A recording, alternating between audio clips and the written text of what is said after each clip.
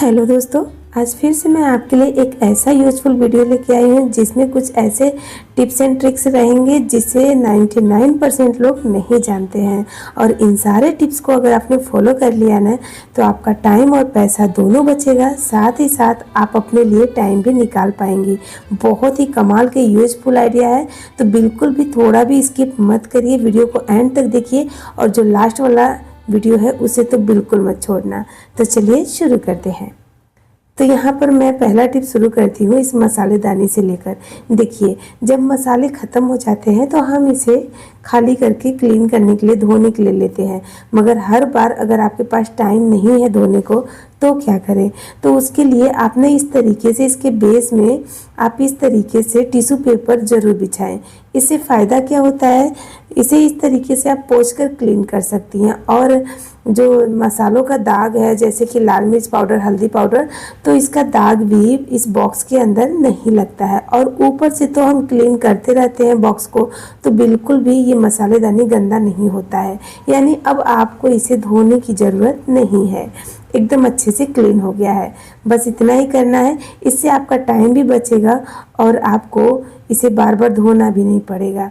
और ऊपर से तो हम हमेशा इसे क्लीन करते रहते हैं, क्योंकि जब भी हम मसालेदानी हो या कोई और डब्बा हो हम हाथ में लेते हैं तो उसे पोंछ कर ही रखते हैं। तो ये हमारी एक अच्छी हैबिट है। अब इसके बेस में वापस से दूसरा टिश्यू पेपर बिछा दीजिए। फिर मसालेदानी को इस तरीके से, मतलब कटोरियों को रखकर अच्छे से असेंबल कर लीजिए। तो है ना कमाल का आइडिया। चलिए बढ़ते हैं नेक्स्ट टिप की तरफ। चलिए, मोबाइल तो हमारे घर में रहता ही है, और जितना मोबाइल उतना चार्जर। अब चार्जर का क्या करें? मतलब जो वाइट कलर का चार्जर रहता है ना, बहुत ज़्यादा गंदा हो जाता है। अगर इसे टाइम टू टाइम अगर क्लीन नहीं किया जाए तो इसका कलर ही चेंज हो जाता है। और जब हस्बैंड लोग ऑफिस वगैरह में लेके जाते हैं या हम कहीं ट्रैवलिंग में लेके जाते हैं और चार्जर को यूज़ करते हैं किसी के सामने, तो बहुत ही गंदा फील होता है, क्योंकि चार्जर इतना सारा गंदा रहता है। तो इसे ना ज़्यादा नहीं, 3 महीने में एक बार इस तरीके से अगर क्लीन कर रही हैं ना तो आपका चार्जर बिल्कुल भी गंदा नहीं होगा, एकदम नए जैसे लगेगा। और सिर्फ आपको 2 मिनट लगेगा ये करने में। कोलगेट लेना है वाइट वाला और हल्का सा पानी भी लगा लेना है हाथ में, ज़्यादा मत लगाइएगा। उसके बाद इस तरीके से हल्के हाथ से रब करना है, बहुत ज़्यादा ज़ोर से मत खींचिएगा, तार है तो जितना हो सके उतना प्यार से करिएगा। और इस तरीके से आप हल्के हाथ से रब करेंगी ना तो जितना भी गंदगी रहेगा सब निकल जाता है। और थोड़ा सा आपको बस लेना है कोलगेट और थोड़ा सा पानी लगाना है, कुछ बूंद। अब इसी तरीके से दूसरे चार्जर को भी हम क्लीन कर लेते हैं। चलिए, अब इसके ऊपर हमने अच्छे से इसकी कोटिंग कर दिया है, मतलब कोलगेट और पानी का। ज़्यादा पानी नहीं डालना है, धोना नहीं है, क्योंकि ये इलेक्ट्रॉनिक चीज़ें ख़राब हो जाएगा। हाथ को अच्छे से साफ़ कर लीजिए। फिर एक गीला कपड़ा लीजिए कॉटन का, मतलब पानी में डालिए, निचोड़ लीजिए। फिर उसके बाद इस तरीके से इस चार्जर को पोंछ लीजिए। जितना भी धूल मिट्टी गंदगी रहेगा ना एकदम अच्छे से क्लीन हो जाता है। तो चार्जर को क्लीन करने का इससे बढ़िया कोई तरीका हो ही नहीं सकता है। और सिर्फ 2 मिनट में आप इस चार्जर को एकदम साफ़ कर सकती हैं। खुद देख लीजिए, रिजल्ट एकदम बढ़िया से साफ़ हो गया है। और बाद में मैं आपको बताऊंगी भी कि इसमें एक मतलब फ़र्क क्या है। तो ये मैंने दूसरा वाला भी अच्छे से पोंछ लिया और ये हमारा चार्जर अच्छे से क्लीन हो गया। चलिए दोनों को साथ में दिखाती हूँ। अब ये चार्जर थोड़ा पुराना है तो इसका जो प्लास्टिक है ना वो पीला पड़ गया है, क्योंकि धूप और जैसे उजाले की वजह से ना प्लास्टिक पीला पड़ जाता है जहाँ पर कि रोशनी आती है। और ये वाला चार्जर नया है तो ये इसके लिए एकदम वाइट दिख रहा है, बस इतना ही फ़र्क है। चलिए बढ़ते हैं नेक्स्ट टिप की तरफ। किचन में काम करते करते कभी कभी ना हाथ जल जाते हैं। कैसे जलते हैं, हम सावधानी नहीं रखते हैं। चलिए बताती हूँ कहाँ पर मिस्टेक करते हैं। तो आपने इसे बनाकर तो रख ही लीजिए, ये बहुत ही काम आने वाला है। दिन भर में आपको 3-4 बार काम आएगा। तो आपको सिर्फ इस किचन टॉवेल को कुछ इस तरीके से फोल्ड करना है जैसा मैंने वीडियो में बताया है। नहीं समझ में आया, चलिए फिर से कर लेते हैं, दूसरा भी बना लेते हैं। बस इसकी लंबाई के साइड से इस तरीके से दोनों साइड से फोल्ड करना है, पलट लेना है, फिर वापस उसके अपोजिट साइड से फोल्ड करना है दोनों साइड से। फिर इस तरीके से इसे फोल्ड कर लेना है, यानी दोनों जो ये हिस्सा है ना ऊपर आना चाहिए। अब एक साइड में आपको अपने अंगूठे को डालना है, दूसरे साइड में 4 उंगलियां डालना है। इस तरीके से ये बन गया है। अब चलिए कैसे यूज़ करना है देख लेते हैं। आप अगर ओवन में भी कुछ बेक कर रही हैं ना, उसमें भी इसे इस्तेमाल कर सकती हैं, या फिर गर्म दूध का पतीला है या फिर कढ़ाई है सब्जी बना हुआ, तो आप इस तरीके से पकड़ के आसानी से उठा सकती हैं। बिल्कुल भी हाथ नहीं चलता है, और एक बार आप इसे बना के रख लेंगी ना तो हमेशा काम आएगा। अदरवाइज़ आप रोज़ बनाइए, वो आपके ऊपर है, मगर न कमाल का आइडिया है। चलिए बढ़ते हैं नेक्स्ट टिप की तरफ। तो यहाँ पर ना मेरे पास अगरबत्ती का बॉक्स है, खाली बॉक्स है, अगरबत्ती ख़त्म हो गया है। अब इस बॉक्स का क्या करें, ऐसे ही हम फेंक देते हैं कचरे में, मगर मैं एक बढ़िया सा आइडिया बताऊंगी। उससे पहले आप ये तो देख लीजिए, अक्सर ये गलती होती है, जब भी हम जुराब को ढूंढते हैं ना तो एक पैर का मिलता है, दूसरे पैर का मिलता ही नहीं है। तो दो तरीके बताने वाली हूँ, दोनों में से जो भी सही लगे उसे आप यूज़ करिए। इसे फोल्ड करने का, आपको ना दोनों पैर के जुराब को, यानी आपका जो सॉक्स है, दोनों पैर के सॉक्स को ले लेना है और इस तरीके से एक के ऊपर एक रख कर ऐसे रोल करना है। फिर जो नीचे वाला सॉक्स है ना, उसको इसे खोलना है, उसके अंदर पूरा डाल देना है। इस तरीके से एकदम मुट्ठी भर जगह में ये आ भी जाता है, और अच्छी बात यह है कि दोनों पैर का एक साथ रहता है। और एक और बढ़िया आइडिया है, बस आपको ना क्रॉस में रखना है दोनों पैर के सॉक्स को, फिर जो खुला वाला हिस्सा है उसके अंदर बंद वाला हिस्सा डालना है दोनों का। बस इस तरीके से भी रख सकती हैं। तो जो तरीका आपको पसंद आए, कोई भी तरीका इस्तेमाल कर लीजिए, मगर काम का है, आपका सुबह का टाइम तो बच जाएगा। अब ये जो बॉक्स है ना अगरबत्ती का, इसको कैसे यूज़ करना है चलिए बताती हूँ। इसके लिए ना आप इसमें अपने जुराब को डाल दीजिए। देखिए सॉक्स में ना बहुत ज़्यादा स्मेल आता है, क्योंकि जूते के अंदर बच्चे दिन भर पहने रहते हैं, स्कूल जाते हैं, हस्बैंड ऑफिस जाते हैं, तो पसीना वगैरह होता है, जिससे बहुत ज़्यादा बदबू आता है, धोने के बाद भी नहीं जाता है। तो आप क्या करें, इस तरीके से अगरबत्ती के बॉक्स में अगर धोने के बाद, सुखाने के बाद रख देती है ना, तो रात भर में आप देखेंगी इसमें का बैड स्मेल तो ख़त्म होगा ही, इसमें एक अच्छी सी खुशबू आएगा अगरबत्ती वाला।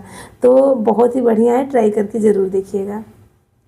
यहाँ पर मैंने लिया है स्टील का पानी वाला बॉटल। देखिए स्टील का बॉटल है या दूध का, स्मेल आने ही लगता है, और पानी के भी दाग इसके अंदर बैठ जाते हैं, क्योंकि इसके अंदर हमारे हाथ नहीं जाते हैं। ब्रश बहुत ज़्यादा अगर सॉफ्ट रहता है ना तो भी नहीं धुलता है। तो एक बढ़िया सा ट्रिक बताती हूँ इसे क्लीन करने का, एकदम पूरी तरीके से, मतलब इसके अंदर किसी प्रकार का दाग भी नहीं रहेगा और किसी प्रकार का स्मेल भी नहीं रहेगा। तो उसके लिए इसमें डालना है आधा छोटा चम्मच खाने वाला सोडा। अब लेंगे नींबू। नींबू बहुत महंगा है तो नींबू नहीं डालना है, नींबू के छिलके को छोटे छोटे पीस में कट करके डाल देना है। फ्रेंड वीडियो ज़रा सा भी पसंद आएगा तो लाइक शेयर करिएगा, चैनल को सब्सक्राइब कर लीजिएगा, और कमेंट करके बताइएगा कि इन सारे टिप्स में से कौन सा टिप आपको ज़्यादा अच्छा लगा। अब लेना है हमें खजूर का बीज, जो हमारा छुहारा रहता है, खजूर रहता है ना, उसका बीज निकाल के ले लेना है, जो हम फेंक देते हैं। अब उसे भी हमें डाल देना है, 15 से 20 बीज ले लीजिए। अब इसमें डालेंगे गर्म पानी, एकदम गर्म खौलता हुआ नहीं, हल्का गर्म रहेगा तो ज़्यादा अच्छा रहेगा।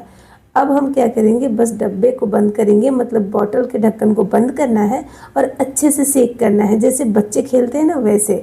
अब जो हमने खजूर का बीज डाला है ना, वो इसके ना जो बैठे हुए दाग है ना इसके अंदर पानी का, उसे एकदम मतलब स्क्रैच करके निकालेगा, एकदम अच्छे से क्लीन कर देता है। और जो सोडा हमने डाला ना, उससे इसमें की बदबू भी ख़त्म हो जाती है, और नींबू से एक फ्रेशनेस आएगा। तो चलिए अब इसे हम धो लेते हैं। धोने के बाद आप खुद देख लीजिए कलर ही चेंज हो गया है ना। तो बहुत ही बढ़िया है तरीका, और आजमाया हुआ है, तो ट्राई ज़रूर करिएगा। बढ़ते हैं नेक्स्ट टिप की तरफ। गर्मी के दिनों में आइसक्रीम सबके घर में आता है। इस तरीके की अगर छोटी वाली डिब्बी का आइसक्रीम ले आते हैं ना, तो इसके डिब्बी को मत फेंकिए, इसे आप इस तरीके से इस्तेमाल कर सकती हैं। अच्छे से धोकर सुखा लीजिए, उसके बाद इसके अंदर डाल देना है 1 चम्मच भर के चाय पत्ती। अगर आपको ज़्यादा यूज करना है तो ज़्यादा भी कर सकती है, वो डिपेंड करता है, आगे बताऊंगी किसके ऊपर। अब इसमें डालेंगे 1 छोटा चम्मच भर के खाने वाला सोडा। तो यहाँ पर जो हमने सोडा डाला है ना, ये हमने 2 चम्मच से डाला है, क्योंकि ये जो चम्मच है ना, ये आधा छोटा चम्मच है, इसके लिए मैंने 2 चम्मच डाला। तो टोटल आपको 1 छोटा चम्मच डाल देना है। अच्छे से मिक्स कर लेना है दोनों चीज़ों को, यानी चाय पत्ती और सोडा को। और इतना बढ़िया काम करता है कि आपको बहुत ही ज़्यादा टाइम बचने वाला है, जिसके लिए आप कम से कम 1 से 2 घंटा तो टाइम देंगी, मगर ये न सिर्फ 1 मिनट में आपका काम कर देगा। अच्छे से दोनों को मिलाने के बाद ऊपर से एल्युमिनियम फॉइल लगा देना है, अच्छे से सेट कर देना है। अगर नहीं है एल्युमिनियम फॉइल तो कोई भी पेपर लगा दीजिए या फिर कॉटन का पतला सा कपड़ा लगा दीजिए, मगर बंद करिए रबड़ वगैरह लगाकर, ठीक है। अब इसमें छोटे छोटे से छेद करने हैं, तो उसके लिए आप टूथपिक ले लीजिए, सुई ले लीजिए, इस तरीके से इसमें छोटे छोटे से होल कर लीजिए। तो मैं पूरा इसी तरीके से कर लेती हूँ। और अब चलते हैं अपने किचन के फ्रिज की तरफ। जो हमारा फ्रिज रहता है ना, कभी कभी हम सब्जी काट कर या फिर प्याज वगैरह रख देते हैं या ज़्यादा खाना वाना रख देते हैं ना, तो बहुत ज़्यादा स्मेल आता है। अगर नॉन वेज खाते हैं तो कोई फिश रख देता है तो भी स्मेल आता है, तो स्मेल जाता नहीं है। अब टाइम नहीं है आपके पास कि आप फ्रिज को क्लीन करें, तो आपने इसे बना कर रख दीजिए फ्रिज के अंदर। अगर फिश का या फिर प्याज का स्मेल है ना, तो आप थोड़ा ज़्यादा क्वांटिटी में बनाइए, ठीक है, डबल ट्रिबल कर लीजिए। रात भर के लिए रख दीजिए, एकदम स्मेल ख़त्म हो जाएगा, सुबह में बिल्कुल भी नहीं रहता है। हमारा जो किचन सिंक रहता है ना, यहाँ से होती है कॉकरोच की एंट्री। जब आप रात को सब कुछ साफ़ करके सो जाती हैं ना, तो एक बार उठ के ज़रूर देखिए। आप देखेंगी कॉकरोच इधर से निकल के आते हैं और आपके पूरे प्लेटफॉर्म पे मज़े से घूमते हैं, ऐसा लगता है बादशाह हो गए हैं। तो इनको आने ही मत दो ना। उसके लिए आपको लेना है प्याज। देखिए, जो सब्जी में डालने के लिए प्याज के दोनों साइड को कट करती है ना, वो साइड आपको फेंकना नहीं है। मतलब यहाँ पर आपको वेस्ट भी नहीं करना है, बस वही साइड का आपको प्याज को ले लेना है इस तरीके से। जब आप काटती हैं सब्जी तो इन दोनों साइड को साइड में रख दीजिए, ठीक है, काट कर। और रात को जब आप सब काम कर लेती हैं, उसके बाद ये वाला करिए सबसे लास्ट में। अब आपको क्या करना है, इस तरीके से कट करके इसके ऊपर में थोड़ा सा खाने वाला सोडा डालना है, यानी बेकिंग सोडा। और इस तरीके से अच्छे से हमें फैला देना है। फैलाने के बाद क्या करना है, इसे अपने सिंक में यूज करना है। कैसे, चलिए बताती हूँ। तो देखिए, ये जो सिंक का एरिया है ना, बहुत छोटे छोटे से होल है, यही से कॉकरोच आते हैं और गंदगी फैलाते हैं। फिर बच्चे बीमार पड़ते हैं, बड़े बीमार पड़ते हैं। तो आप ना इसे इस तरीके से ढक दीजिए। इससे होगा ये कि जो सोडा है ना, वो तो क्लीन कर रखेगा ही, स्मेल को भी दूर रखेगा, और जो प्याज है ना, उसके स्मेल से ही कॉकरोच भागते हैं। तो फ्रेंड, इस तरीके का टिप अगर आपको और भी देखना है तो चैनल को सब्सक्राइब करें, वीडियो को लाइक करें और हाई पॉइंट ज़रूर दें। Thank you.